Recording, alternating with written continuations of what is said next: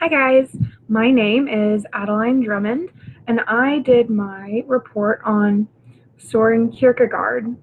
I think that's how you say it. He was born on May 5th, 1813, in Copenhagen, Denmark, and he died in Copenhagen, Denmark as well on November 11th, 1855, and he lived to be the age of 42 if you do the math.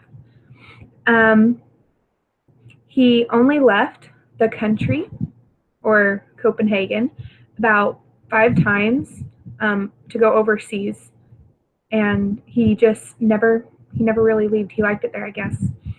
Um, Whenever he attended university, he attended the University of Copenhagen, and he studied philosophy and theology.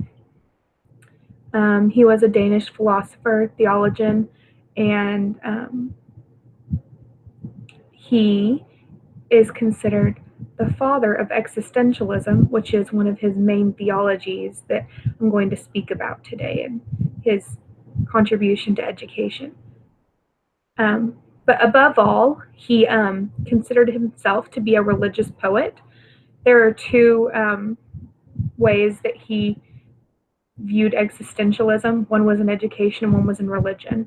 I won't touch really on the religion side because it doesn't have much to do with the topic at hand, but I will go into detail about existentialism and religion. Um, Existentialism is basically what I understood is the ability to find oneself through free expression and creativity without anyone stifling your ideas, as well as being exposed to society. Education, that would be teachers, um, you know, about the world and teaching them and exposing them to ideas so that they can see the full spectrum of what's out there, and then they can form their own opinions without having what's being taught to them specifically by either their parents, their friends, or something be their ideas. They can see the whole picture and then choose what they want to have an idea of. The goal of existentialism in education is the total development of the student. So, existentialism doesn't really focus on facts and numbers. It focuses on um, the person that the student becomes. So, just some applications that there are today. It gives existentialism in education is where students can freely express themselves. The teacher is the main that makes this happen. Without the teacher, existentialism in education wouldn't happen. And so the teacher creates an environment where the students are free to express themselves, and they're free to express their own ideas. They can form their own opinions and all the while be exposed to society and the different views, not just of the town that you're in or the state that you're in, but the country and the world. And it allows students to make decisions on their own and to form the decisions that they want, not that society wants. And it also, one of the biggest things is to find out who they are as a person, to find their true self. And they are also exposed to new ideas, which helps them attain this true self that they are looking for. A little personal anecdote of mine that is a personal application to my life is during high school, I had two teachers that were very